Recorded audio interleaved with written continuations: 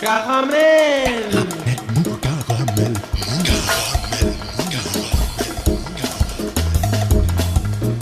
Caramel. Caramel. Caramel.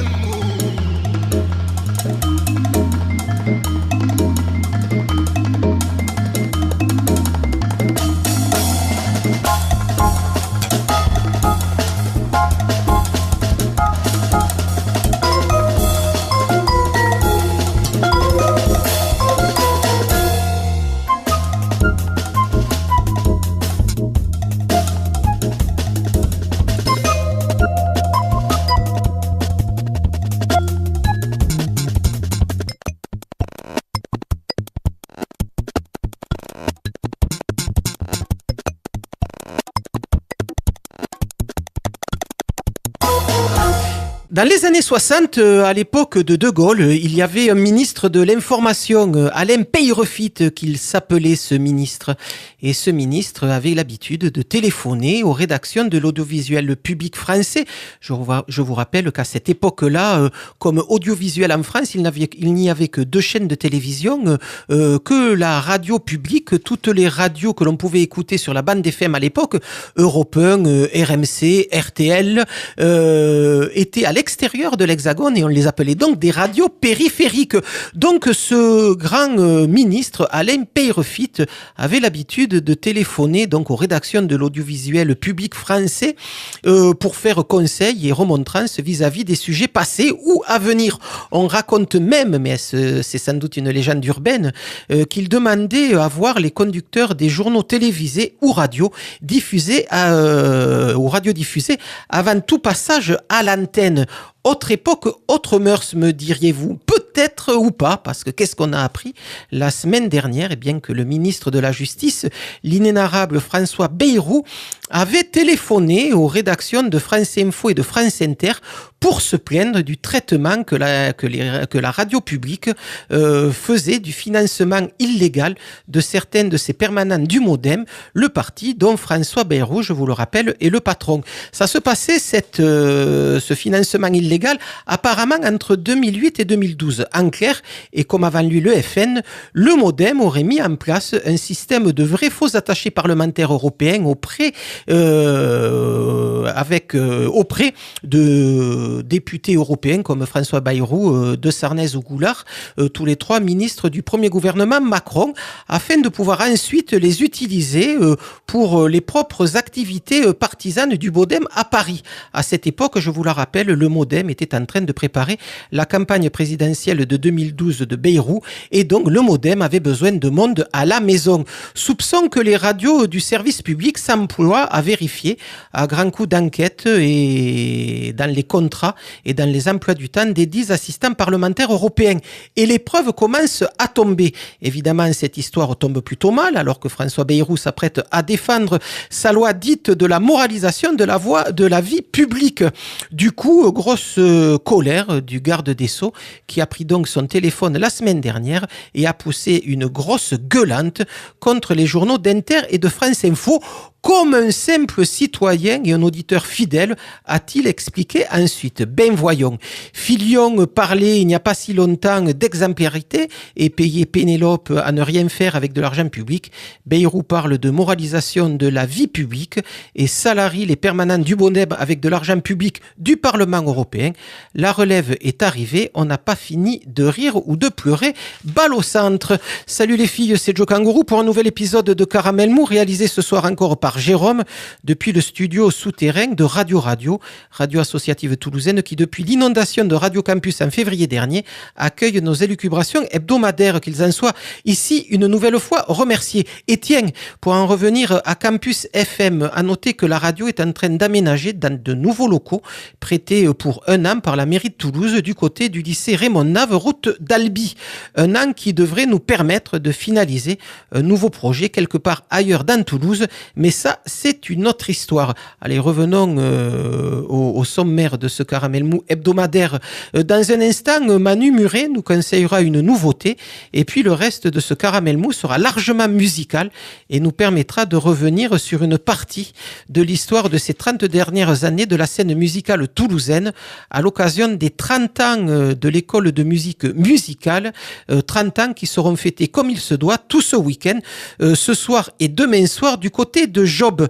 Avec moi pour parler de ces 30 ans d'activisme musical sur la Ville Rose et au-delà, comme dirait l'autre, Philippe Metz, l'un des fondateurs et actuel directeur de Musical. J'ai également avec moi Laurent Marc. Quant à David Odrechy et Carla Blais, ils sont annoncés bloqués qu'ils sont dans les embouteillages toulousains de cette fin de journée. Carla Gaudret et David Odrechy, musiciens mais aussi enseignants à Musical. Mais on commence tout de suite par la nouveauté de la semaine qui cette semaine sera plutôt, une vieillerie de la semaine, histoire de célébrer comme il se doit le retour sur le devant de l'actualité hexagonale de l'affaire Grégory, soit la plus grande énigme judiciaire de ces 40 dernières années. Après un an de campagne électorale, il fallait bien passer à autre chose et on avait vraiment besoin de ça pour se changer les idées. Allez, l'affaire, comme on dit chez ma grand-mère, c'est dans les meilleurs pots que l'on fait les meilleures soupes. Et donc, on revient sur cette affaire Grégory, ça passe en 1984 et en 1989, alors que l'affaire Grégory, du nom de ce petit garçon de 4 ans assassiné et laissé mort dans la Vologne, le ruisseau de l'endroit, par un mystérieux corbeau que l'on recherche toujours 32 ans plus tard. En 1989, donc, une joyeuse bande de sauvages bretons domiciliés à Morlaix éructe sur une compilation éditée par Boucherie Productions, célébrant les nouveaux venus du rock français, éructe donc Grégory. Hymne vengeur, de mauvais goût certes, mais salutaire. À noter que dans cette compilation, on pouvait aussi trouver à cette époque les Toulousaines de Kurt et les Toulousaines de Rosemary Babies. Mais revenons tout de suite aux choses sérieuses. Bad Cats Gang, c'est le nom de ce groupe de sauvages bretons avec ce morceau Grégory. Ils ont fait que ce morceau, on n'en a jamais entendu parler après, mais je vous jure que celui-là, sur campus à cette époque, on l'a vraiment entendu. Bad Cats Gang, c'est caramel mou et c'est tant mieux.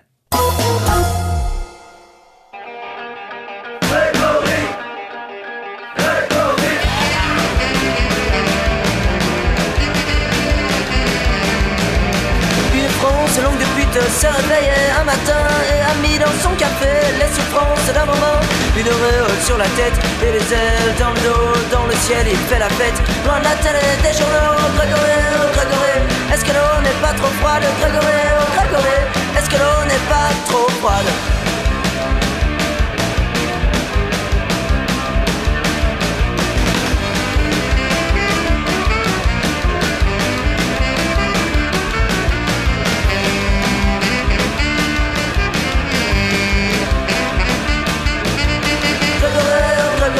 Est-ce que l'eau n'est pas trop froide? Grégory, oh Grégory, est-ce que l'eau n'est pas trop froide?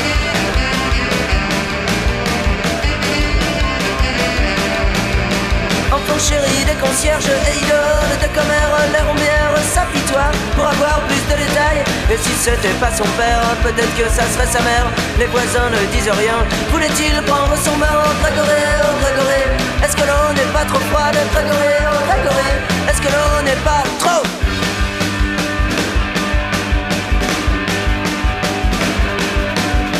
Le corbeau fait sa dictée, comme pour apprendre à lire. Si tu t'étais suicidé, juste histoire de se marrer. Oh Grégory, oh Grégory, est-ce que l'eau n'est pas trop froide? Grégory, oh Grégory, est-ce que l'eau n'est pas trop froide?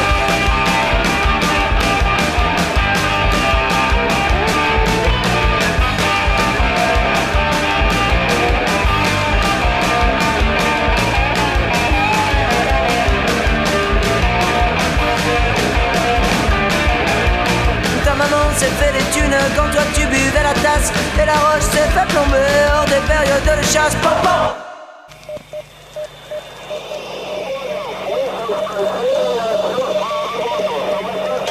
Qu'est-ce que c'est? Caramel mou.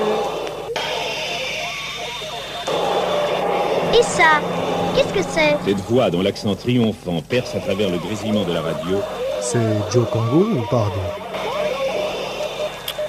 Oui, toujours Caramel Mou, vous êtes toujours sur Campus FM et Laurent Marc, musicien mais auditeur attentif néanmoins, me faisait remarquer pendant la diffusion de ce titre tonique que, contrairement à ce que j'ai dit tout à l'heure, Madame Sarnez n'était pas ministre de l'Intérieur, c'est Gérard Collomb qui est ministre de l'Intérieur, mais Marielle Sarnez est l'actuelle ministre chargée des Affaires européennes.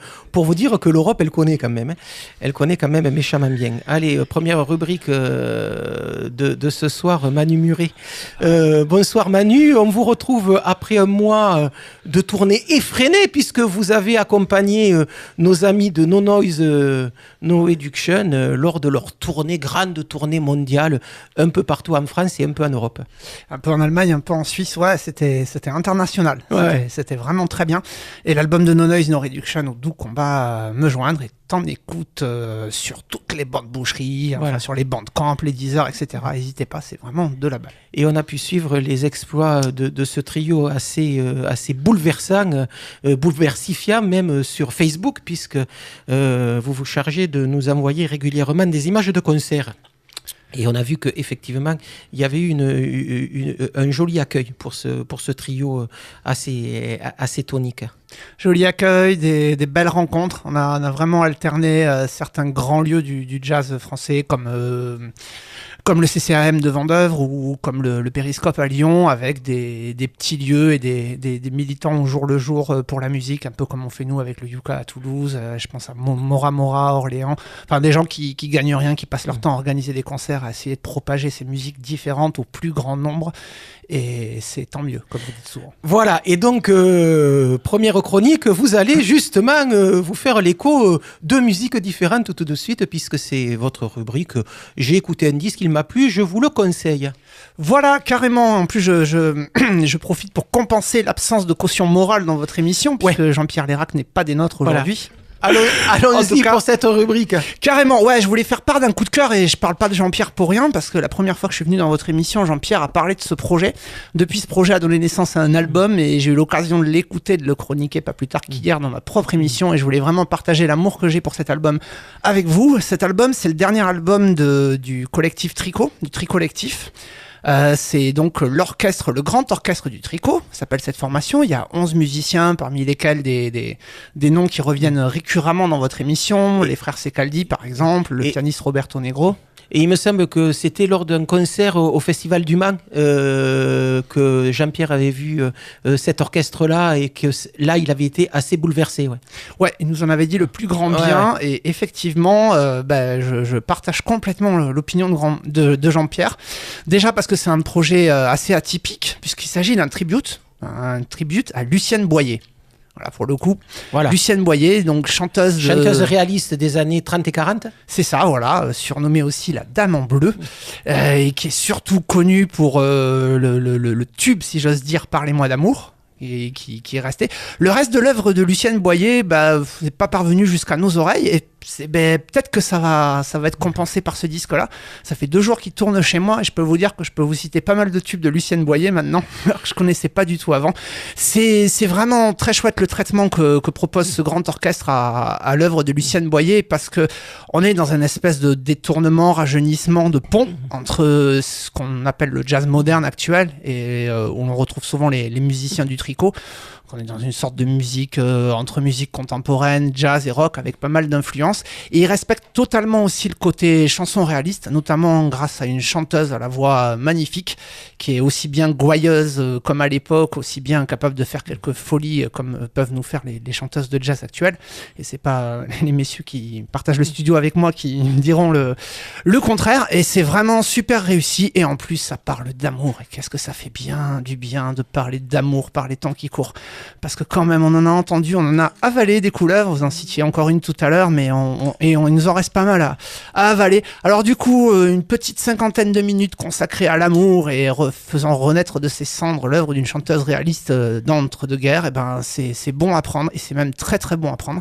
Du coup, voilà, j'ai amené 2 extraits, parce que, comment dire, ce grand orchestre offre vraiment pas mal de pistes musicales complètement différentes pendant cet album, nous amenant du côté du contemporain, des fois du côté de la noise, des fois des choses un peu plus dansantes. Je vous propose qu'on écoute Je t'aime, c'est une bonne illustration, et puis ça fait plaisir de le dire à la radio, je t'aime. Ah ben oui, ça complètement, effectivement. On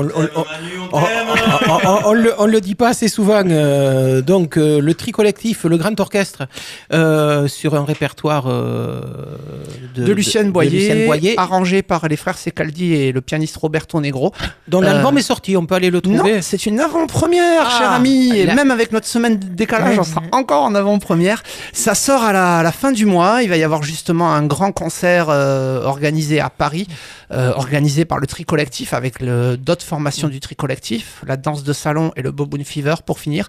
Et voilà, amis parisiens, n'hésitez pas à aller écouter ça, parce que ça va être, à mon avis, assez fabuleux. Ne vous affolez pas, ne vous énervez pas, à Paris, ils nous écoutent pas. Allez, on écoute tout de suite le grand orchestre du Tri Collectif. Le titre « Je t'aime ».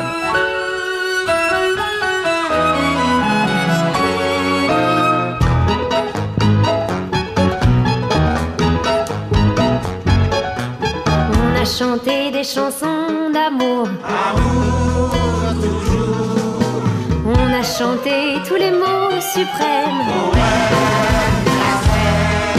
Mais mon cœur bat d'un rythme nouveau et c'est l'écho de la chanson que l'amour heureux fait chanter aux amoureux.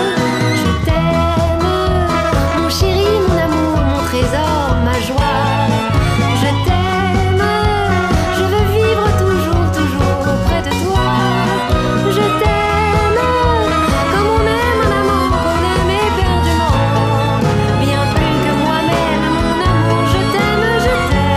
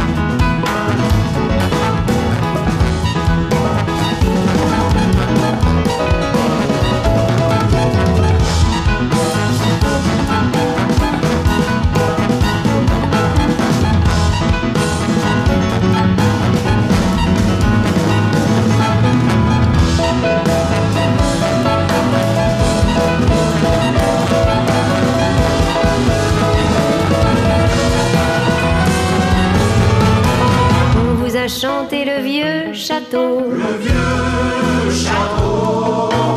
On a chanté les mots qui vous grisent. On a chanté en américain mille refrains, en argentin, en turc, en anglais. Ce petit couplet qui plaît. I love you, you are my melody and my rhapsody. Ich liebe dich. Du bist mein ganze Welt und de mir gefällt. Te quiero, je m'en fous dans tous les mots, j'aime mieux dire à nouveau.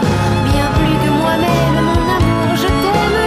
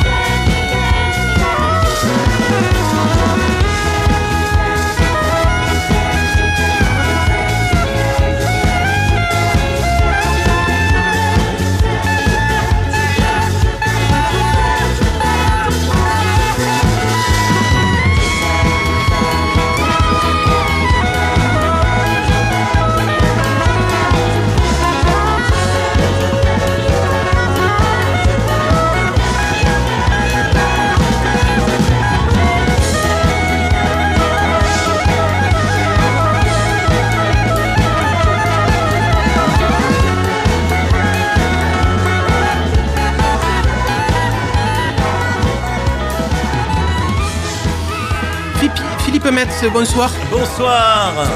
Bon, alors vous fêtez, je le disais en début d'émission, depuis le début de l'année, les 30 ans de Musical, l'école que vous avez co-créée dans les années 1987. Vous le fêtez depuis le début de l'année. Les dernières célébrations auront lieu à l'automne prochain à la salle Nougaro, si j'ai bien tout compris de la conférence de presse de la salle Nougaro de la semaine dernière. Et puis, tout ce week-end, ça a déjà commencé hier, c'est encore ce soir et c'est demain soir. Donc 3 jours de fête, donc pour fêter et pour continuer à fêter ces 30 ans de Musical. Pour les plus jeunes d'entre nous, est-ce que vous pouvez nous rappeler dans quelles conditions est né Musical? Donc c'était aux alentours des années 1986-1987. C'est ça. Eh bien, écoutez, on voulait créer une maison pour la musique dans cette ville, et donc on avait dit, tiens, des groupes, tiens, des études d'enregistrement, et puis au bout d'un moment, on nous a dit, mais attendez, on n'y comprend rien à votre affaire. C'est quoi cette maison de la musique? C'est pour héberger qui, quoi? Et donc, quand on a dit, il y a aussi des cours, c'est une école de musique. Donc, voilà, c'est ça qu'il faut dire. Il faut dire, c'est une école de musique. Donc, Music Hall, H-A-2-L-E, c'est la halle. C'est là où on va se rencontrer, se croiser, vendre du poisson, faire le marché. Voilà, faire le marché. Et donc, du coup, ça a aggloméré effectivement des musiciens qui n'avaient pas de lieu, qui n'avaient pas de moyens de travailler, de transmettre, autour du jazz, autour du rock, autour de la chanson, il y avait Ravi Prasad, autour des musiques indo-européennes. Enfin bref, on était, comme aujourd'hui, on a des musiques arabes. Enfin bref, on était de suite très ouverts. Et donc, ça s'est pas appelé école de jazz, ça s'est appelé école des musiques vivantes. Voilà. Et il s'agissait donc de quoi? Il s'agissait de transmettre ces musiques, d'organiser des choses autour des gens qui voulaient la pratiquer, se rencontrer, et de suite, si vous voulez, quand on enseigne ces musiques, quand on les transmet, ça veut dire s'occuper de où c'est qu'on les joue, comment on les joue et avec qui on les joue. Et donc du coup, ça a aussi été un lieu de répétition, de travail et de programmation, puisque de suite on est allé jouer un peu partout dans la ville, dans les festivals, dans des choses comme ça. Avec une volonté d'activisme et de militantisme qui est conséquent à l'arrivée de Musical. C'est resté intact chez nous, c'est l'adrénaline, un peu de l'ADN, comme dirait maintenant, des choses. C'est cette histoire d'éducation populaire. C'est-à-dire qu'effectivement, ce qui nous... de suite, en plus, ce qui a été génial, c'est que dès le démarrage de l'école, alors, c'est là que j'aime bien aussi cette histoire, parce que faire une école, ça fait bizarre, mais en fait, faire la classe, faire l'école et faire école. Et effectivement, en 30 ans après ça, ce qu'on fait les chevilles, c'est un peu ça qui s'est passé, quoi. Donc, il a fallu créer des salles de cours, des salles de répétition, des salles de travail, trouver des profs. Laurent Marc, qui est un des plus anciens, est avec nous. Il pourra en témoigner lui aussi avec sa vision des choses. Et on voulait pas ce marquage, un marquage identitaire autour d'une chapelle particulière. Alors, c'est vrai que les musiciens de jazz avaient, depuis longtemps, dans les années 80, il y avait des rencontres à Mulhouse autour de l'enseignement du jazz et des choses comme ça. Alors que les musiciens de rock, eux, se préoccupaient de répétition et de diffusion à l'époque. Et donc, c'est vrai que ça avait tourné un peu autour de cette sphère-là, mais d'entrée, il y avait toutes les esthétiques représentées. Et surtout, ce qu'on se rend pas compte trop aujourd'hui, alors qu'il y a quand même près de 600 élèves maintenant à Musical, mais version Job. À l'époque, c'était version Casanova, dans un tout petit lieu, dans un truc qu'on avait loué. Donc pas très loin de la chapelle. Pas très loin de la chapelle. Avec un restaurant assez mythique qui était juste à côté. C'est ça. Qui était l'entretemps à l'époque, et comment ça s'appelait L'API en dernier, mais je cherchais l'autre avec Youssef, tout ça. On le retrouvera tout à l'heure. Et du coup, voilà, ce qu'on se rend pas compte, c'est que en fait, c'est beaucoup la pratique amateur. C'est beaucoup de gens, des adultes, des jeunes adultes, puisqu'on démarrait pas comme aujourd'hui à 10-11 ans, puisqu'on n'avait pas les locaux adaptés, tout ça, qui sont d'un seul coup venus, mais de façon très très forte. Et ce qui était vraiment sympa, c'est que c'était pas les copains, les gens qu'on croyait qui allaient venir. Et avec ces slogans d'ailleurs très maintenant un peu passés, fanat de jazz, toqué de rock, branché synthé. Branché synthé. D'ailleurs, on écoutera quelques exemples des musiques qui étaient fabriquées autour de Musical à cette époque-là. Et effectivement, il y en a certaines avec des vieux synthés dont le son est assez abominable 30 ans plus tard. Mais enfin bon, on va se réserver un peu ça dans 5-6 minutes. Autour de cette table, Laurent Marc, donc l'on a pu connaître justement dans ces années-là, 80 85-86 comme vibraphoniste. Il y avait une formation qui vous était chère, c'était le Mélétunetron. Mais depuis, on vous a entendu dans plein de contextes. Je me souviens que Alice, le batteur, vous a fait régulièrement jouer dans sa formation, dans son quartet. Accès Swing, Accès 39 ou Accès...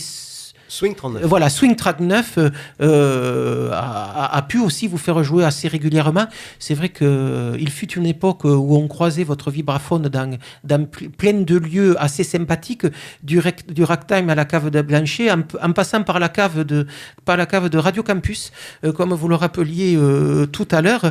Quel a été votre rapport dans ce milieu des années 80 et quel est votre rapport actuellement avec Musical ?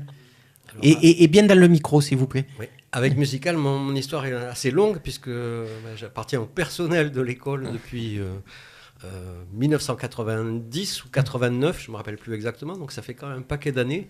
Donc j'ai un peu suivi toute l'évolution et tout le cursus de l'école. Donc de la rue Casanova à Job actuellement. Ah oui, tout à fait. Oui. Et à une époque où on en était au stade où Patrick Faubert venait faire des sondages auprès des musiciens pour savoir quel est l'intérêt que pouvaient porter les musiciens à un projet comme celui de Musical. Ah, ouais. Formidable.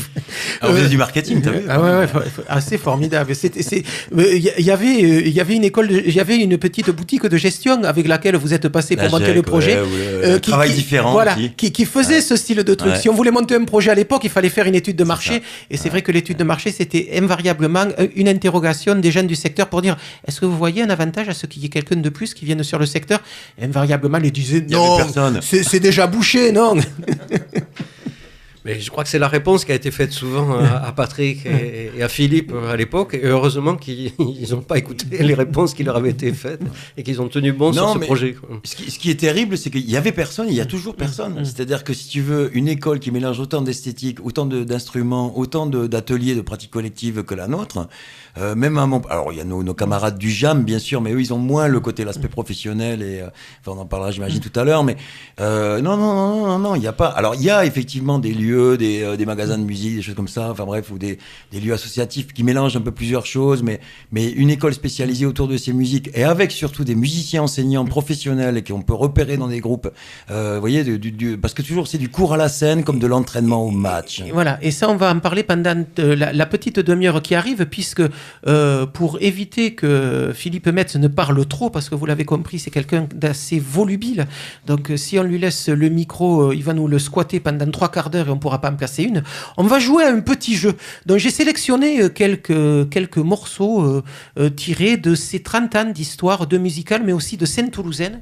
Vous allez essayer, pas de les reconnaître, parce que vous allez les reconnaître assez facilement, mais de nous dire un peu ce que ça vous rappelle, puisque je vous le rappelle, et ce soir on parle des 30 ans de Musical, dont c'est quand même une émission plutôt axée sur les souvenirs. Premier morceau.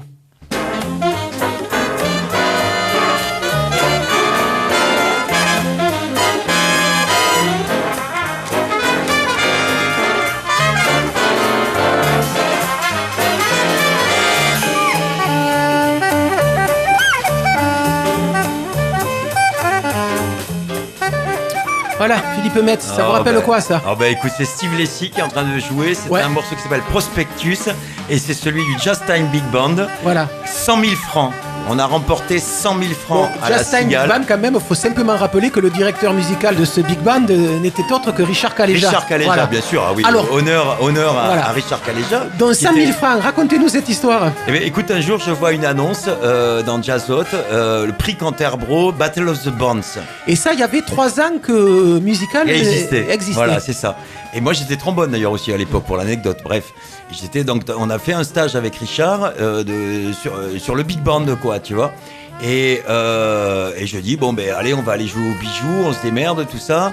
Et c'est Michel Laverdure, hommage à Michel Laverdure, qui a enregistré sur son petit portable cassette, comment on appelait ça, les trucs. Un Nagra ? Non, tu es fou, le truc. Un Walkman ? Le Walkman, voilà, qui a enregistré sur ce Walkman ce concert. C'est vrai que là, c'est une vieille émission pour le coup. Walkman. Ça faisait 40 ans que j'avais pas dit ce mot. The Walkman from Michel Laverdure. Donc, il enregistre ça au bijou. Il enregistre ça. On l'envoie à Paris, aux Parisiens, pour qu'ils fassent la sélection, tout ça. Et ils ont craqué. Mais ils nous disent, bon, quand même, par contre, l'enregistrement est dégueulasse, tout ça, si vous voulez bien, vous êtes hors délai, mais envoyez-nous quelque chose de propre. On est allé à studio Alban Mainville à l'époque. Et on a été sélectionné. Et donc le morceau imposé, c'est Just Gigolo. Et c'est le même arrangeur que vous écoutez là, qui est Gilles Arsens, qui du coup a fait un magnifique arrangement sur Just Gigolo. Et moi, je m'étais démerdé pour trouver des Borsalino dans toute la ville. Et donc quand on a joué Just Gigolo, c'était donc à la Cigale à Paris. On avait tous un chapeau sous la chaise. Et donc, alors Toulouse, déjà, ça fait un tabac. De toute façon, il n'y a même rien à dire à Paris. Et là, avec les Borsalino et le morceau qui était arrangé par Gilles, ça a cartonné. Et alors que tous les musiciens s'étaient donné, ceux qui étaient tu sais, ils avaient créé le big band avec Bolognesi, oui. Le Caravansérail, tout ça. Ils avaient créé un big band pour emporter tu vois, avec tous les requins parisiens. Eh ben non, c'est nous, les jeunes Toulousains. Alors, en plus, ils avaient dit, mais vous n'êtes pas le Big Band 31. Ben non, nous, on est des stagiaires. Ah bon, ben super. Oui, puisque le Big Band 31 était né 2-3 ans avant. Oui, c'était la grande époque à Toulouse, quand même, des Big Bands, parce qu'il y avait le Big Band de Didier Labbé, la compagnie Messieurs Mesdames. Oh, elle est venue après, non? Ah non, elle était à peu près à la même époque. Il y avait le Big Band 31, il y avait le Jazz Time. Ouais. Donc, cet album que l'on vient d'écouter date de 93 et le concours de 89-90. Voilà, c'est ça. C'est ça. Gros, ouais. Et c'est la première production discographique de Musical, cet album. Ouais, c'est ça. Et après aussi, on a travaillé sur le disque de Richard Caléja, justement, avec Chassagnit, qui lui aussi est parti entre-temps. Et donc là, quand même, le côté un peu glorieux de cet album, c'est la présence de Steve Lacy sur 3 ou 4 morceaux. Ouais. Comment en êtes-vous arrivé à inviter Steve Lacy Je peux te raconter. Oui, c'est aussi le but du jeu, que vous racontiez. Là, mon pauvre, j'ai du mal à... Je sais pas, la connexion, comment elle s'est faite. Je sais comment je suis arrivé dans son appartement à Paris, tout ça. Mais il a craqué. C'est peut-être Richard qui m'a dit tiens, Steve Lacy, regarde un peu, ça m'intéresse, tout ça. Et je suis arrivé par Pascal Anquetil aussi, sans doute, tu vois, des gens comme ça. D'un journaliste. Centre Info Jazz, journaliste. Voilà. Et alors, une anecdote terrible, c'est que donc sur ce disque, on voulait en plus faire, justement sur ce morceau, je sais plus, un morceau avec une chanteuse lyrique qui était Michel Zini. Et Michel Zini, qui est toujours enseignante d'ailleurs en musical, dit « Ok, je viens ». Et elle vient, donc c'était à la salle Nougaro, on était sur la scène, il y avait un concert après de prévu, mais l'enregistrement était là aussi. Et donc elle arrive, il y avait Steve Lacy, tout ça, et elle se met à faire des vocalises. Et Steve Lacy est de plus en plus déconfit. Et qu'est-ce que j'entends? Mais même une stagiaire ferait pas ce travail-là. Mais Irene Maybe, c'est sa femme qui le suivait partout, qui chantait d'une façon détestable, pour vrai. Et ça a été un clash terrible. Enfin, Michel, je sais pas si elle nous entend, mais ça a été terrible, quoi. Et j'étais obligé de raccompagner Michel Zini au parking, qui à l'époque était une chanteuse lyrique, qui avait refusé, enfin qui pour nous gratuitement, généreusement, avait accepté de venir chanter sur ce disque. Donc finalement, ça a été Magali Pietri qui a pris le relais et qui a fait les choses. Et voilà, donc bref. Ouais, c'était pas terrible. Hein, Steve Lacy était pas forcément un mec. Non, mais pour dire aussi, c'était notre jeunesse. C'était, on y allait franco, quoi. On y allait à fond. On n'avait pas de limite, pas de réserve, tu vois. Et on aurait peut-être dû effectivement se préoccuper d'envoyer la voix de Michel à Steve Lacy. Enfin voilà. Bon allez, deuxième petit extrait.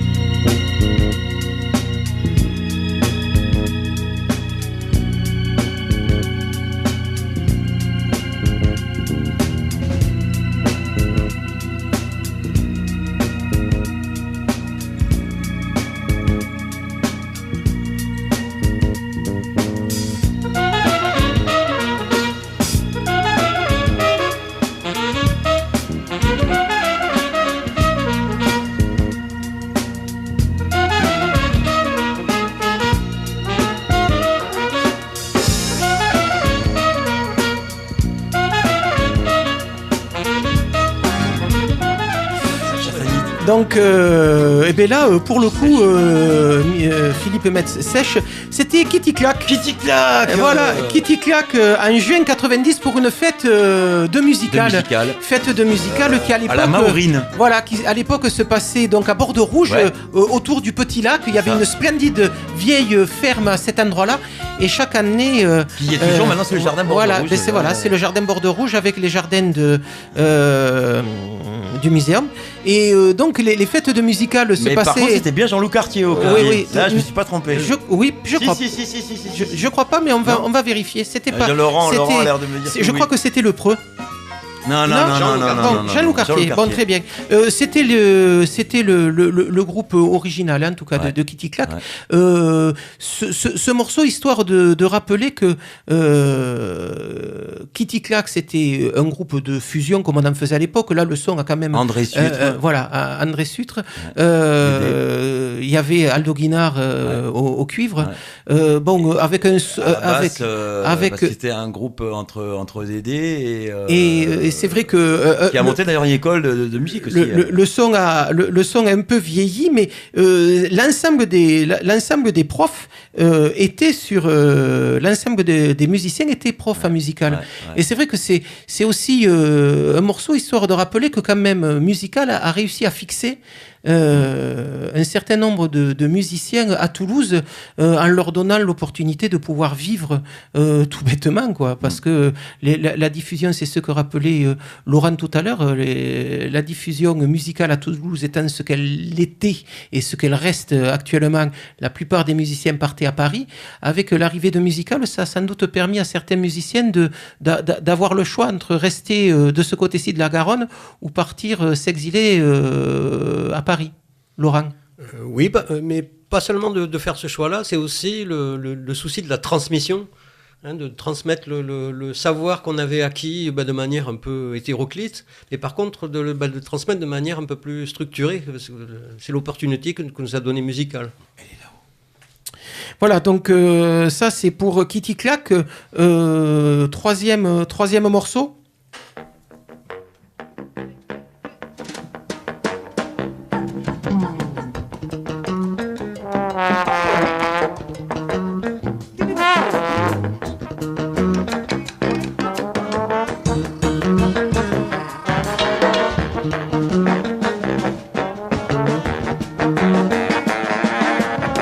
De vedes, no fina non di giorno, l'estate reste à brille comme au grand coup. Trancavel de Béziers, ça charme nuit et jour. Trancavel de Béziers, ça charme nuit et jour.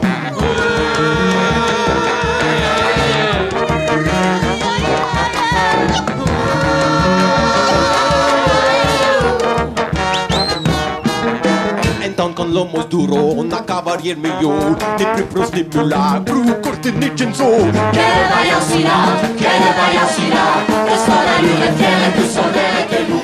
Là, un autre aspect du travail de Musical, un travail sur des projets qui pouvaient prendre une année complète à Musical. Là, c'était un projet autour de la croisade des Albigeois. Le spectacle s'appelait La Cansou, avec Larraine, Éric Larraine, mais aussi Marc Demereau, qui a composé la musique de ce spectacle. Dans les chanteurs, là, il y avait Philippe Catex qui chantait sur ce projet. C'est vrai que des projets, vous en avez mené quelques-uns. Moi, je me souviens avoir vu aussi un travail que vous aviez fait pour les 10 ans de la mort de Léo Ferré, par exemple. Mais c'est vrai que c'est quelque chose qui est dans l'histoire de Musical. C'est cette façon de travailler pendant toute l'année autour d'un projet. Autour d'un projet, d'une idée, c'est de fédérer des musiciens effectivement autour des projets. À l'époque, on disait le thème de l'année, par exemple, ça pouvait être aussi une chose qu'on a fait au Théâtre Garonne, qui était musique et images animées.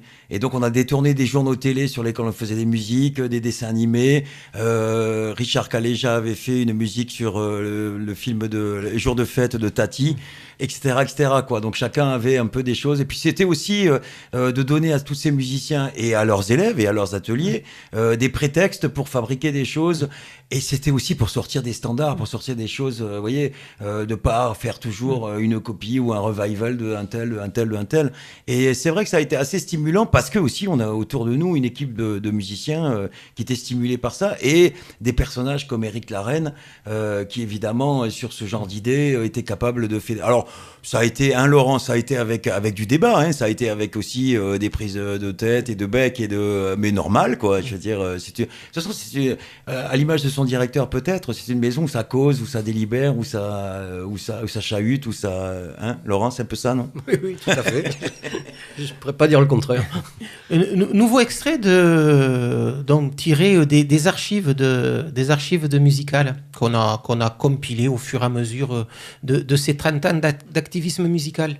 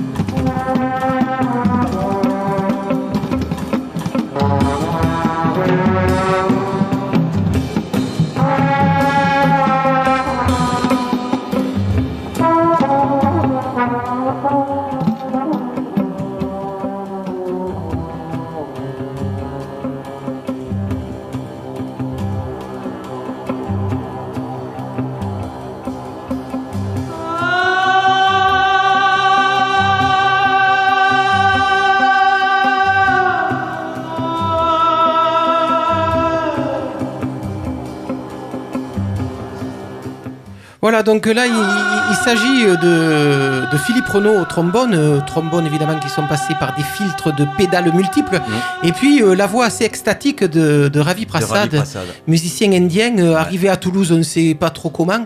Au bar du Cactus, je l'ai rencontré. Ouais. Il est arrivé directement au bar du Cactus. On avait rendez-vous là en tout cas. Et il parlait à peine bien le français, plutôt anglais. Et ça lui a plu, l'histoire de Musical, tout ça. Et puis petit à petit, il a fait un long parcours jusqu'à monter une symphonie indienne d'ailleurs aussi. Ouais. Autre projet qui a mobilisé les musiciens et les élèves de Musical. Il y avait Guillaume de Chassis, tout ça. Autre projet. Parce qu'il y avait eu un projet avec Philippe Renaud et Guillaume de Chassis qui s'appelait La Polka du Yeti. La Polka du Yeti, avec Ravi Prasad qui était dans cette histoire-là. Et après aussi avec la danseuse flamenco Anna Yerno, et qui a d'ailleurs, parce que les tables sur lesquelles on faisait les cours de musique, c'était avec des tréteaux et des planches, et donc du coup, comme elle est venue travailler la première fois qu'elle travaillait avec de Chassis, il fallait mettre la planche par terre pour avoir un sol pour faire les claquettes. Et Ravi Prasad, pour rappeler aussi que une des facettes de Musical, c'est le travail de la voix. Gros département vocal. Voilà, vous parliez de Michel Zini il y a 2 minutes. Ravi Prasad, Habib Julien, Capel, François Dorimbus. Et puis moi, ma préférée, Magali Pietri, qu'on n'entend plus, et c'est un désastre. Mais c'est vrai que tous ces gens-là ont développé un secteur vocal à Musical assez important. Et surtout, ce que je suis content, c'est qu'on entend Ravi, mais que Michel Zini a pris le relais. C'est-à-dire que quand ils se sont rencontrés, j'étais là, on déjeunait ensemble, et en fait, les fondamentaux de Ravi dans sa culture d'Inde du Sud, c'est les mêmes que ceux de Michel, qui, elle, les a hérités de Benoît Ambrizo-Labretec, qui est un phoniatre, voilà. Donc, comme quoi que les fondamentaux du travail vocal, peu importe la culture, peu importe l'origine ethnique, j'aime vraiment pas ce mot, mais bref, voilà, les fondamentaux sont là. Voilà, Carla Gaudret est venue nous rejoindre. Bonsoir Carla. Vous êtes arrivée juste un peu à la bourre, mais c'est vrai que les embouteillages à Toulouse, c'est quand même quelque chose. On parlait tout à l'heure du début de Musical, et je demandais à Laurent Marc quel était un peu votre rapport, quel était un peu son rapport à Musical actuellement. Quel est le vôtre actuellement ? Actuellement, je suis enseignante en cycle court en saxophone. Après avoir étudié là-bas ? J'ai pas étudié, j'ai pas eu la chance d'étudier à Musical, C'est une pièce rapportée, c'est ça. Exactement. Mais voilà, donc là j'ai intégré l'équipe d'enseignants en septembre. Voilà, je suis très heureuse de faire partie de cette équipe. Pardon, c'est pas moi qui vais lui poser les questions, c'est pas moi qui vais lui poser les questions, mais alors toi qui viens d'ailleurs, toi qui viens d'ailleurs, Carla, ça te fait quoi musical? Ça marche le micro, pardon. Ça me fait quoi? Comment ça? D'être dans cette maison, de croiser tous ces gens.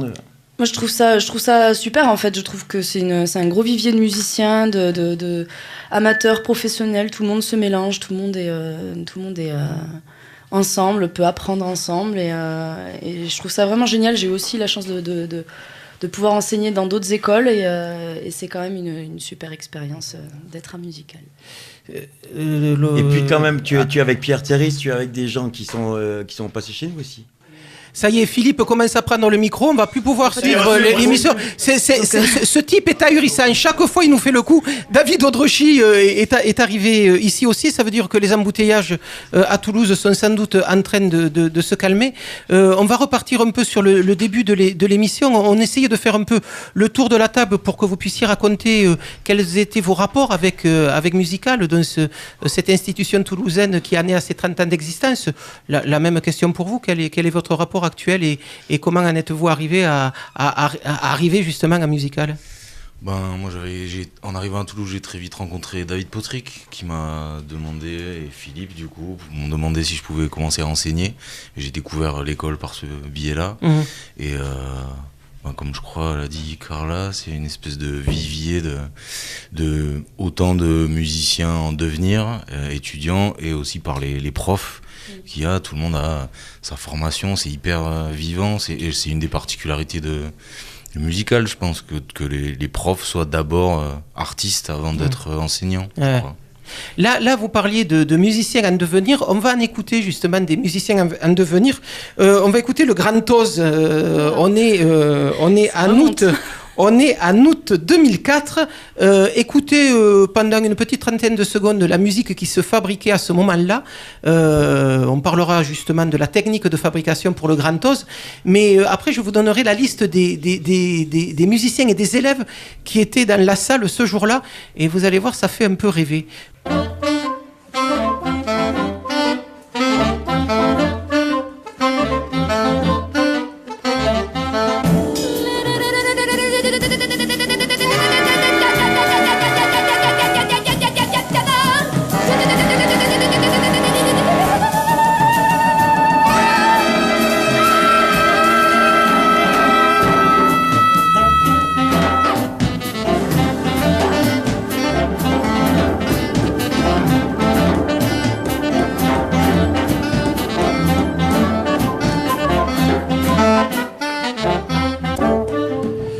Donc écoutez d'abord la liste des musiciens qui étaient dans la salle ce jour-là. Au violoncelle, Eugénie Hirsch, Leila Martial à la voix. Il y avait également Ferdinand Doumerc au saxophone, Thibaut Soulas à la contrebasse, Florian de Monsang à l'accordéon, Marc de Mafiolo et Camille Chachepé au saxophone. Enfin voilà, il y avait que du beau monde et des jeunes qui étaient en train de finir leur formation. C'est vrai que Musical a aussi permis ça à des tas de musiciens de pouvoir s'exprimer, et de jeunes musiciens de pouvoir faire leur classe et de pouvoir s'exprimer avec cette idée aussi à Musical d'avoir le cycle professionnel. Et c'est peut-être Philippe Metz là qui va venir nous en parler, quelque chose d'assez unique pour une école de musique, de penser aussi à la professionnalisation des musiciens. Ouais, ça a été quelque chose qui de suite nous a préoccupés. On en a eu envie, et d'aller au plus haut niveau et de les accompagner. Ça se faisait pas. Et ce qui a été compliqué, c'était de faire comprendre à l'époque que musicien, c'était un vrai métier. C'est-à-dire qu'on nous disait, ah oui, mais vous voulez former des musiciens, c'est-à-dire des chômeurs, des intermittents du spectacle. Et ben non, on avait aussi cette ambition, et c'était aussi pour David et Laurent qui sont là. Carla vient d'arriver, mais de leur donner la possibilité d'être avec des musiciens petit à petit de haut vol, quoi. C'est-à-dire d'aller jusqu'au bout et d'effectivement transmettre jusqu'à faire école, quoi, petit à petit. Avec cette particularité aussi, il y a Musical d'être aussi un lieu d'expérimentation. On parlait là du Grand Oz, qui avait quand même une technique un peu particulière pour fabriquer de la musique. Sound painting. Voilà, le sound painting. Quelqu'un en parle de mots, David? Une explication de cette technique. Donc là, l'idée venait de Pierre Deiro, au moins pour cette époque-là. C'est Pierre Deiro qui avait amené cette technique-là. Donc, ça, batteur. Un batteur, c'était le principe, c'est une musique à code basée sur des signes. Après, ça a pris plein de formes différentes. Maintenant, on voit John Zorn qui fait école maintenant avec ses cartes à jouer ou ce genre de truc, mais c'était basé sur, en tout cas, un mouvement très libre, une esthétique très très libre et donc de la musique qui se fabriquait en direct. Exactement. Voilà. Musique improvisée à code, une manière de rassembler tout le monde sur avec des signes idées. Marquant l'intensité, marquant les gens qui jouent ensemble. Oui, après la véritable codification du sound painting, c'est immense, quoi. C'est abyssal. Mais en général, les trucs qui ressortent souvent, c'est une idée de tonalité, un truc d'énergie, des nuances, de la vélocité, ce genre de trucs, et qui fait que chaque concert est, pour le coup, vraiment, on le dit tout le temps, mais surtout dans ce genre d'esthétique unique, quoi. Si je puis me permettre, sans vouloir trop parler, mais ce qui est aussi beau à Musical, c'est que si tu veux, on choisit pas le casting. C'est-à-dire que les musiciens qui arrivent et qui font un atelier, on dit un atelier, ça devient des orchestres au bout d'un moment, mais au départ, on choisit pas les gens. Et en fait, les musiciens qui y travaillent font comme s'ils avaient un orchestre, ils ont une palette sonore, ils font travailler les gens avec leur potentiel, ce qu'ils savent pas, et ils mènent ça très très loin, et ça finit par faire des orchestres là aussi, quoi, là encore, quoi. Donc on trouve sur la scène toulousaine, effectivement, je m'amuse souvent, moi, à regarder dans les groupes qui vient de chez nous. C'est un peu prétentieux de dire ça, hein, ils ont pas, mais il y a pas ceux qui sont de Musical et ceux qui n'en sont pas, mais c'est vrai que on peut dire que David, Laurent, je sais pas, enfin, ou Carla, il y a quand même beaucoup de groupes qui se font effectivement et c'est un grand plaisir pour nous de petit à petit que naissent sur ce terreau, quoi, finalement, des vrais orchestres. Avec quand même pareil cette particularité à Toulouse d'avoir une Musical, mais depuis le conservatoire a monté des classes de jazz, et puis il y a aussi la fac qui s'y est mis. Et on a contaminé tout le monde. Hein. Et c'est vrai qu'à Toulouse, il y a quand même. Non, mais faut pas rigoler. Il est mégalo, mais faut plus lui dire. C'est pas la peine, ça sert à rien. Il est comme ça, on fera avec. C'est vrai qu'il y a cette circulation entre trois lieux de formation à Toulouse qui fait que les jeunes musiciens passent un peu par ces trois structures où la plupart du temps en expérimentent au moins deux. Ben oui, c'est ce qui fait. Moi, je pense qu'il y en a plus que 3. Oui, quand même. On peut Alors, on est d'accord. Mais bon, non, mais en fait, il y a quand même plus que. Montauban. Et je vous parle de Toulouse. Me dites pas que Montauban c'est à Toulouse, sinon là je. Non, c'est bon. Tu vois ce que tout le monde voit ce que je veux dire. Oui, très bien. Mais c'est sûr que du coup, il y a un vivier de jeunes musiciens, vraiment énorme. Moi, si je peux rajouter, parce que j'ai compris que c'était la pub pour Musical et pour Job là ce soir, c'est ce qui est vraiment particulier, c'est qu'en fait, c'est une pépinière dans le sens où il y a tous ces cycles pro et surtout, c'est un et même lieu. Ils ont accès à des salles, ils peuvent bosser, ils peuvent prendre des grandes salles pour des ateliers, il y a du backline, et ça c'est hyper précieux. Et je pense que tout ça, je pense que c'est l'enregistrement.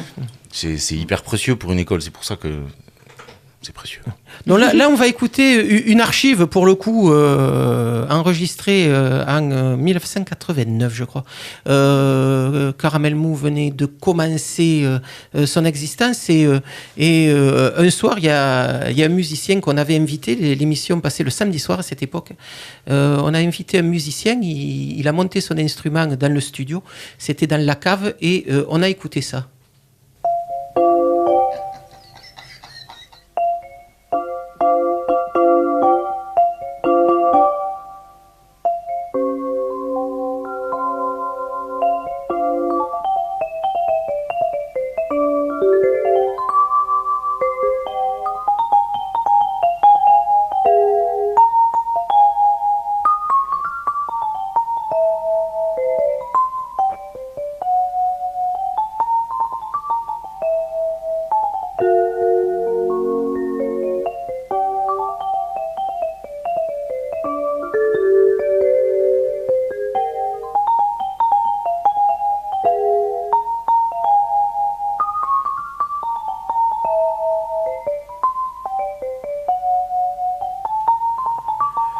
Laurent Marc, bien dans le micro, ça vous rappelle quoi ça? Ça me rappelle surtout le titre du morceau qui s'appelle Le nez de René. Le nez de René. Et oui, c'est une expérience un peu particulière que j'ai vécue où je me suis retrouvé un peu seul dans un studio, un peu abandonné par les techniciens de l'époque qui étaient partis fumer des choses bizarres. Et voilà, mais j'avais bien apprécié. Donc ouais, c'était dans Caramel Mou. C'était dans Caramel Mou il y a une petite vingtaine d'années. C'est ce qu'il racontait tout à l'heure. Voilà, en fait. c'est exactement ce qu'il racontait tout à l'heure. C'était à l'époque de la sortie de l'album du Mélétunétron, si je me souviens bien. Ah oui, vraisemblablement. Et c'est vrai que c'était déjà une époque où vous étiez à Musical, une époque où vous étiez plutôt axé sur pas mal de groupes à ce moment-là. Et là, vous revenez sur cette fête de Musical avec un nouveau projet qui s'appelle No. Vous pouvez nous en dire deux mots avec un instrument qu'on voit pas beaucoup à Toulouse. Des vibraphonistes, il y en a pas énormément sur la place. Alors oui, effectivement. Et puis dans ce projet-là, en plus, je joue d'un vibraphone un peu particulier, c'est un vibraphone MIDI. Donc c'est pas du tout un vibraphone acoustique comme celui qu'on entend là. Et à l'origine, ce projet, il est parti d'un certain nombre de compositions que j'avais écrites, certaines il y a assez longtemps et d'autres beaucoup plus récemment. Puis surtout, l'idée, c'était de rapprocher plusieurs générations. Des générations de musiciens venant de Musical, d'anciens élèves du cycle long, et puis des vieux de la vieille, un peu comme moi, et comme Jean-Denis Rivalo qui nous a rejoint il y a peu de temps. Et de faire la fusion entre ces différentes générations. Donc là, vous nous avez amené un extrait de ce projet-là, on va l'écouter tout de suite. Quand vous dites pour faire un peu le mélange de toutes ces générations, c'est vraiment dans la tradition de Musical qui essaie de faire entre les anciens musiciens et les jeunes, et souvent entre les professeurs et les élèves. Oui, tout à fait. Arrivé à un certain stade, il n'y a plus de différence et de niveau et de compétences, et on a tous la chance de pouvoir travailler ensemble. Voilà, on écoute tout de suite No.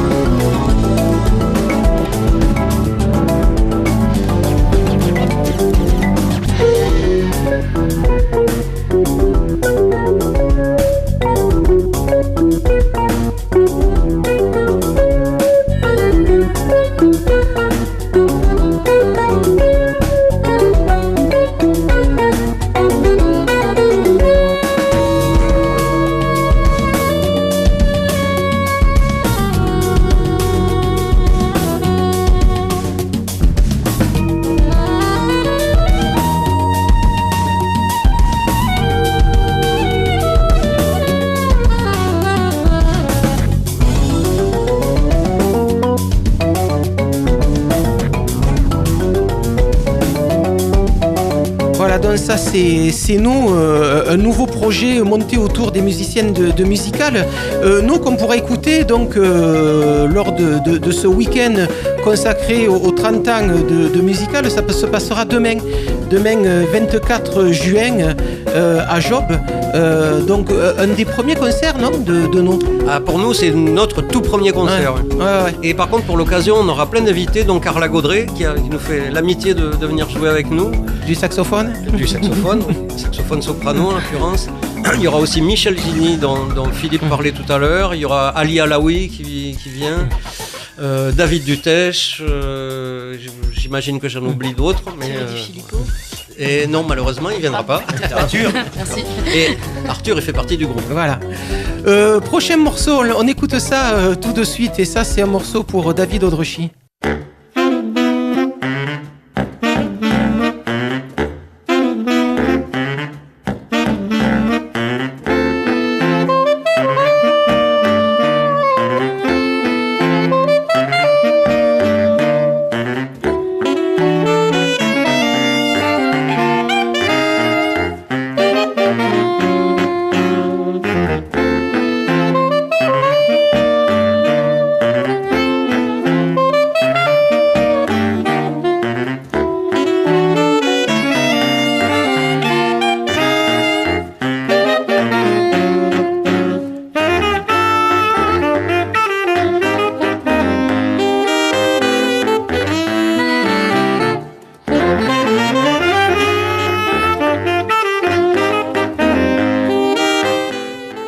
Voilà David Audrechy, ça c'est une formation, là aussi dans la grande tradition de musicale, une réunion de professeurs sur un quartet de sax qui s'appelait Somme Sax, amené par David Potrick. Ouais, et qui existe toujours. Qui existe toujours, mais il va sortir il va sortir un album, je crois, en novembre. Ah ouais. Ouais, un nouvel album en novembre. D'accord. Et avec des invités, avec Denis, Bano, avec Denis et Leïla. Et Leïla Martial à la voix. Ouais. Histoire de dire aussi que le sax a été toujours un instrument important à musical, mais c'est vrai que le sax symbolise un peu aussi cette musique. Et le sax que vous amenez dans d'autres dimensions avec la formation que l'on pourra écouter dans le cadre de ces fêtes de musicales. Donc Initiative H, petit big band que vous menez depuis maintenant 5-6 ans. 2 albums au compteur, un travail avec un vidéaste cet automne, on a pu voir ça au Rex l'automne dernier. Ouais. Et puis un 3e album qui s'annonce. Oui, ouais. Eh ben ouais. Il est temps peut-être. L'année prochaine, voilà, dans le courant de l'année prochaine. Un album qui se prépare. C'est vrai qu'il y a quand même toujours des instrumentations assez riches et assez cuivrées sur ce big band. C'était vraiment l'idée de départ finalement de pouvoir donner tout son lustre au cuivre. Oui, c'était surtout dans l'idée de pouvoir se rapprocher sans être mégalo, mais de ce qu'on pourrait entendre avec un orchestre. C'est-à-dire oui, des cuivres, des graves, des médiums, mais aussi de la clarinette basse et aussi de la flûte et aussi le soprano qui peut passer de loin dans le brouillard pour un hautbois. C'était un peu cette idée-là, quoi. Un côté orchestral un peu fat et en même temps musique de chambre à la Poulenc, quoi. Donc Initiative H que l'on pourra la voir là aussi à Job, donc le samedi juste après nous, donc samedi 24 juin, c'est demain. Je vous le rappelle, les 30 ans de musical, ça se fête tout le week-end, ce soir et demain soir à Job. On pourra aussi également écouter une formation qu'on n'entend pas finalement si souvent, le Host Orchestra autour d'un quartet qu'on entend un peu plus souvent à Toulouse en ce moment. Host, Carla Gaudret, c'est votre formation. Vous étiez venu nous présenter début mars le premier album de Host, donc avec avril, me semble-t-il, puisqu'il est sorti en avril. En avril, donc c'était début avril. Host, vous pouvez nous raconter dans quelles conditions l'Host Orchestra s'est mis en route? Oui, alors déjà ça partait vraiment d'une envie d'épaissir la musique du quartet, donc on a toujours eu cette musique-là qui est aussi un peu entre des plages très douces, très lyriques, et des plages un petit peu plus rock, un petit peu plus dures, fortes et tout ça, épaisses, fat comme dirait David. Et du coup, on a eu envie d'épaissir, nous aussi, de faire un truc plus orchestral, sans aller jusqu'à Initiative H, mais voilà, simplement épaissir le son. Donc on a fait appel à des trombones et un souba aussi. Donc Manuel Langrand, Céline Buisson au trombone et Nathanaël Renou au souba. Et des cordes. Et voilà, pour le côté lyrique, on avait aussi envie de ce côté cordes, comme on peut entendre dans des orchestres qu'on aime beaucoup aussi, ou des groupes qu'on aime beaucoup, comme Godspeed You Black Emperor, ou même Sigur Rós, etc. Et donc là, on a fait appel à 2 violonistes, donc Lucie Laric au violon, et Youn Rouault aussi au violon, et Eugénie Hirsch au violoncelle. Voilà. Et on tout a créé ça ce donne groupe Orchestra qu'on a vu. Ostkestra qu'on a vu finalement peu, 3 ou 4 passages à Toulouse. D'où le concert de demain soir. De ce soir, du coup. De demain soir, samedi. Non. Le 23, nous c'est ce soir. Ah oui, c'est vrai, c'est ce soir. Excusez-moi, là, je me suis trompé sur le flyer. D'où l'importance de ne pas rater ce concert-là. C'est vrai que vos sorties ne sont pas finalement si pléthoriques que ça. Non, parce qu'on est 10 sur scène et que David en parlera aussi bien que moi. C'est pas facile de faire tourner des gros orchestres à l'heure où justement on cherche plus des formations réduites de duo ou de trio. Bon, voilà, c'est comme ça. On fait un style qui est un peu hybride, aussi un peu particulier, qui est entre le jazz, mais pas vraiment, le rock, mais pas que. Enfin, voilà, donc c'est un peu... Mais on a fait quand même de très belles scènes comme Match and Shoes, Miris, etc. L'automne dernier. Dans le premier album que vous avez fait avec Host, donc il y a 2 parties, une partie en quartet et donc une partie avec l'Ostkestra. Oui. Et on écoute tout de suite ce qui finalement deviendra un jour votre tube, Duro, un morceau qui est particulièrement symphonique. Là, quand on a une invitée en plus. La chanteuse qui est Laetitia Dutèche. Voilà, du groupe vocal, j'allais dire occitan, puisqu'il chante en occitan, la mal coiffée. Donc on écoute tout de suite Ostkestra, Duro.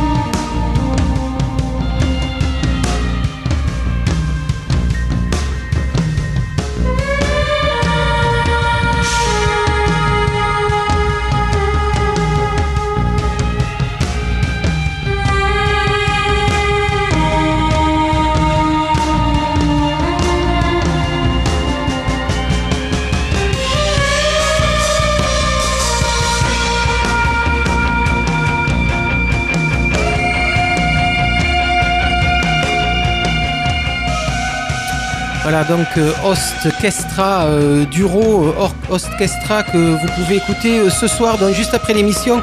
Carla va se dépêcher d'aller à Job, ça se passe toujours route de Blagnac, Job. Donc pour ces fêtes de musicales, ce soir et demain soir, donc ce soir Alta Marea, les Fanflures, un brass band plutôt énergique, que l'on a pu découvrir dernièrement rue Alsace-Lorraine lorsqu'ils ont fait leur grande procession, leur grande marche triomphale à Alsace-Lorraine de retour d'un séjour à la Nouvelle-Orléans. Et puis dans la soirée se terminera avec Host et le Hostkestra. Et puis demain soir, les ateliers ados de musical proposeront un peu le travail de l'année. Il y aura également une prestation du Lido. Et donc, le groupe dont nous parlait Laurent Marc tout à l'heure, Initiative H, la formation conduite par David Odrochi en suivant. Et ça se terminera par un grand bal, le bal de la MIFA. Philippe Metz, un dernier mot.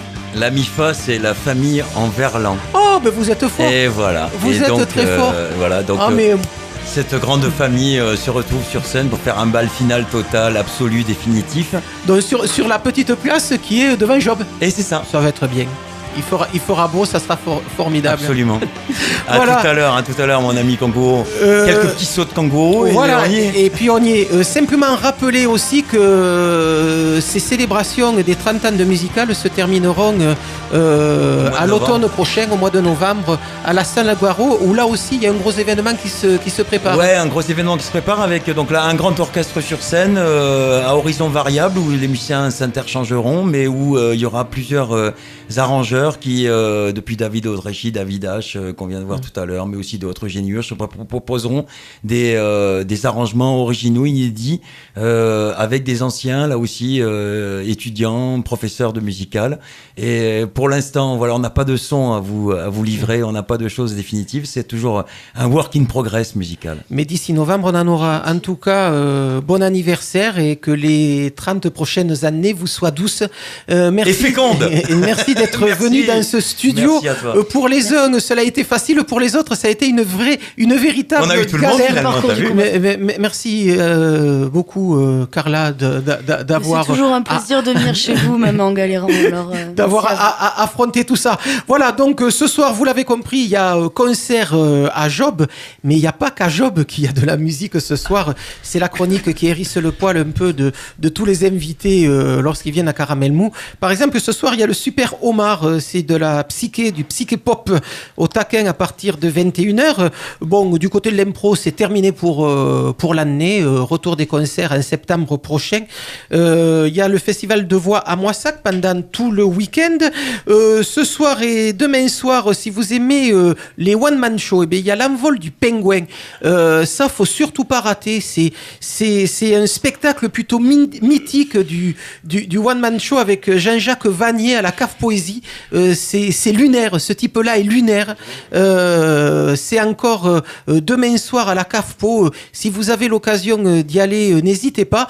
Je me demande quand même si c'est pas complet. Il fait la tournée de l'Hexagone pour dire au revoir à cet envol du pingouin et c'est absolument jubilatoire ce spectacle.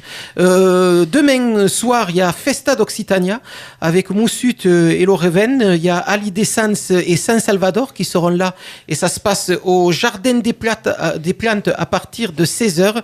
Et puis demain soir et dimanche, Magic Malik sera au taquin avec la fanfare XP.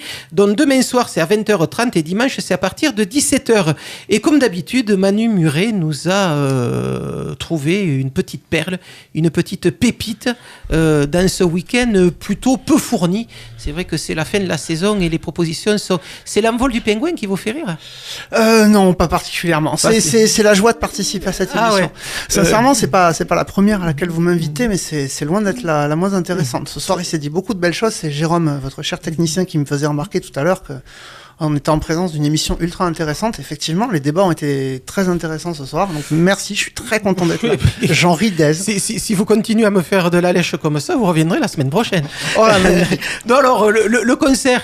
Oui, puis quitte à faire de la lèche aussi, un grand bravo pour tout pour musical. Nous, vous parliez tout à l'heure, vous avez créé des musiciens, effectivement, des générations entières, mais aussi des spectateurs. Parce que moi, qui organise des concerts à Toulouse, je peux vous dire que si les musiciens ne venaient pas voir les concerts des autres musiciens, ben on pourrait pas en organiser tout bêtement. On a la moitié du public qui sont des musiciens, soit qui sortent de musical ou d'ailleurs, mais qui ont aussi cette curiosité d'aller écouter les autres. Voir Carla qui organise un festival avec toute la bande de hosts et Dibou Baker qui carrément eux créent des instants musicaux. Donc voilà, tout ça c'est la belle boule de neige et ça fait plaisir. Et du coup, merci beaucoup parce que c'est aussi grâce à ce genre d'initiative qu'on peut en faire d'autres. Merci Manu, et c'est grâce à vous qu'on va continuer. Le festival de Carla, autant dire son nom, ça s'appelle La Poutre, ça se passe fin août et c'est à quel endroit ? C'est à Mauvezin. Voilà. À côté d'Auterive. Mauvezin. Voilà. Mauvezin, parce qu'il y a aussi Mauvezin, mais c'est pas le même. Donc Mauvezin. Le concert ? Voilà, le concert ce soir, c'est la clôture de la saison d'un archer dans le Yucca. Ça se passe au Pavillon Sauvage. C'est le retour de Sec qui est parti en tournée. Alors là, c'est de la grosse tournée européenne et des pays de l'Est et qui revient au bout de 3 semaines avec un tout nouveau répertoire construit autour du personnage de Georges Galamus, que Carla connaît bien parce qu'elle a un petit peu collaboré avec eux. Et voilà, donc ils reviennent avec Le Hier, qui est un guitariste classique qui fait de la guitare classique barbare. C'est vraiment hypnotisant. C'est très beau. Ensuite, il y a un projet commun entre les trois qui s'appelle Death Metal, dont je peux pas vous dire grand chose. Et pour finir, nos invités, eux, ils viennent de Lille. C'est un groupe qui s'appelle Louis Minus 16, qui sont du collectif Musix. Et ça envoie sévère. Voilà. Basse, batterie, sax alto, sax ténor. Et c'est... Voilà. C'est bien épais et c'est très bon. Et c'est le recommandé. Et c'est la musique que vous nous avez amenée là ? Et c'est ce que je vous ai amené ce soir. Oh, ben on a de la chance. Voilà, un extrait de leur dernier album. Très bien, merci Manu. Avec plaisir.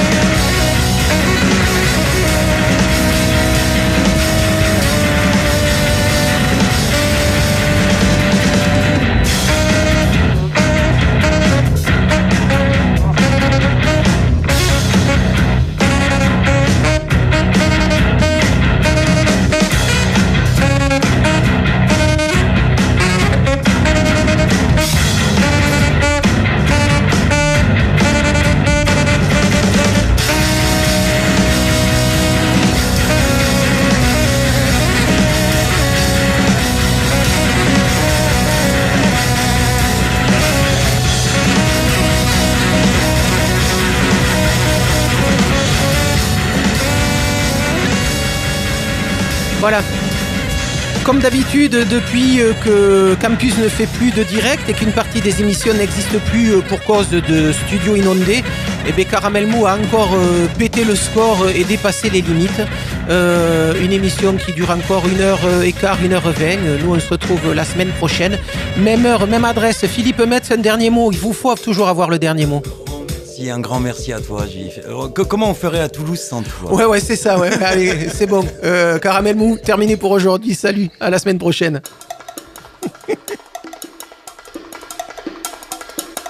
Caramel.